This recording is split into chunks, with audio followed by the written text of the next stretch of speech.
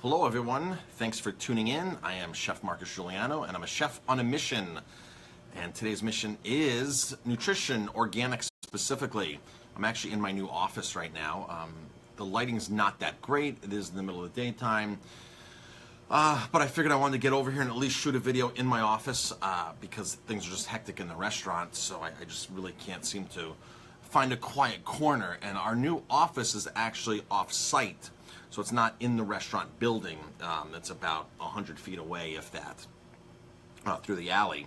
But it is a separate building here, and I have lots and lots of room over that way where we store things. And Jamie's office is going to be right in front here of me, and this will be my sort of area corner back here. All my books are over here. The bad thing is, if you've watched my other videos, I always have my books behind me. Behind me here, where this is the electric control panel, so I can't block that. But all the books are over there, and I kind of like the books in the background, so I'll try to maybe reconfigure how I can put the books in. But today's question, people have asked me this over the years, and Sierra Club had another person ask this same exact question to them that they answered, which I want to commentate on. Are foods labeled organic also GMO-free? Okay.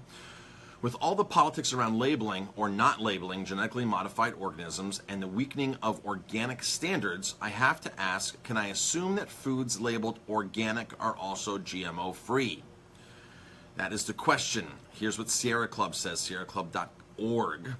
USDA organic rules strictly prohibit the use of GMO seeds.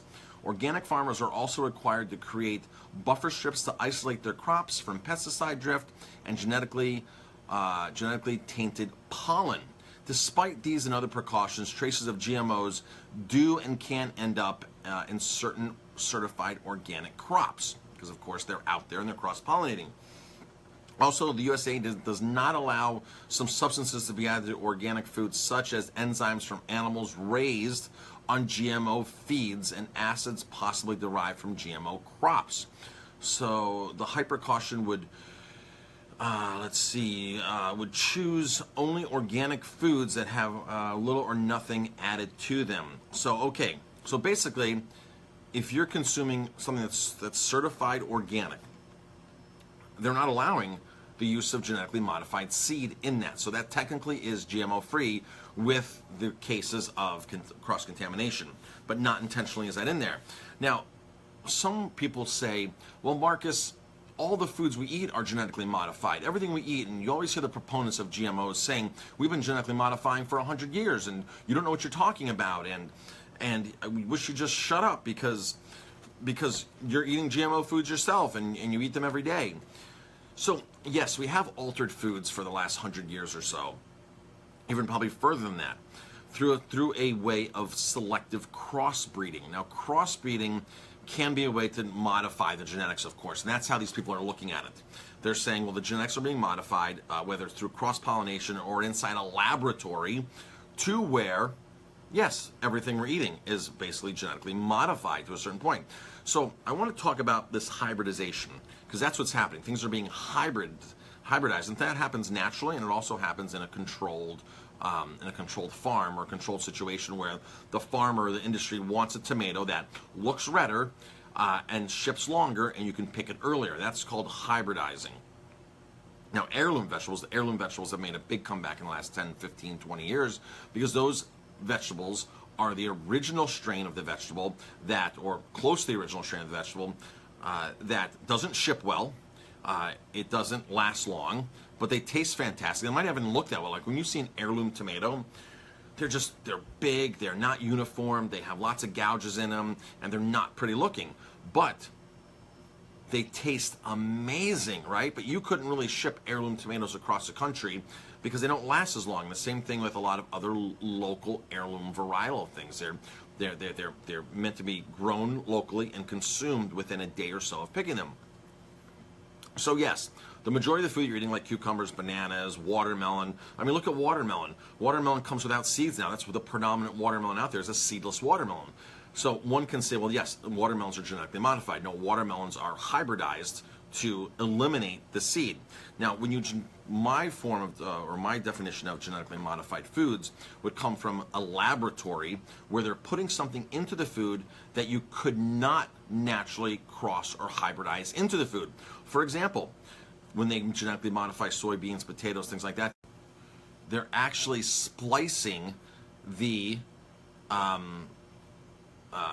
pesticides actually into the fruits or vegetables, or into the potato or soybeans. So they're actually putting that into. That's something you could never take BT, which is a pesticide, and go to your home garden and say, I'm going to cross BT with corn so I don't have to spray chemicals on my crops. That is non-existent and doesn't happen.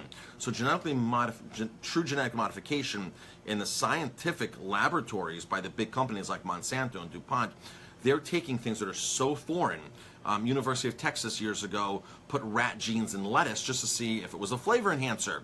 I'm sorry, but no matter how you hybridize something, you cannot hybridize rat and lettuce. Now, of course, that crop was never really approved, but it was something that they were just fooling around with and say, hey, let's see what it tastes like.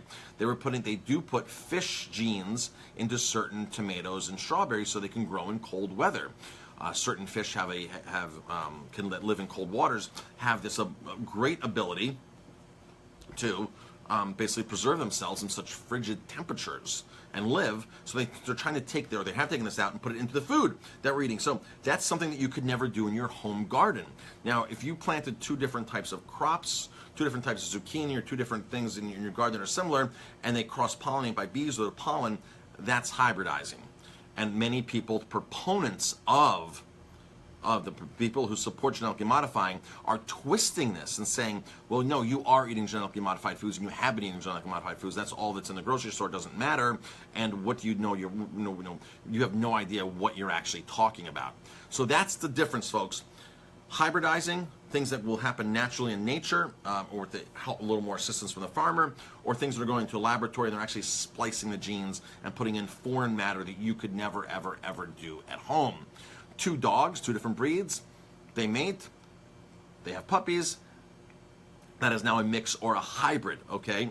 It is sort of impossible to take now a snake genes and implant them or hybridize them into a dog and say, well, I have a dog that has all these extra bones in it and can really sliver away fast. That doesn't happen. That's what they're doing to our fruits and vegetables, folks. So if you are buying GMO, if you are looking for GMO food, the only real guarantee is to actually buy something that's certified organic, unless you can go to a farmer's market, speak to the farmer, know what they're growing, or plant the foods yourself. It's very simple to grow a garden. Things like kale grow like weeds, and they don't need any spray on them. You can buy organic seed, and it'll actually grow in a mild winter. It'll grow throughout the winter. This last year, I was picking kale. I started picking kale again in the spring for my plants from last year, left them in the ground. They came back by Easter, and by the beginning of May, we had picked 4 or 5 huge boxes of kale from a little square-foot garden that we have in the back of the restaurant.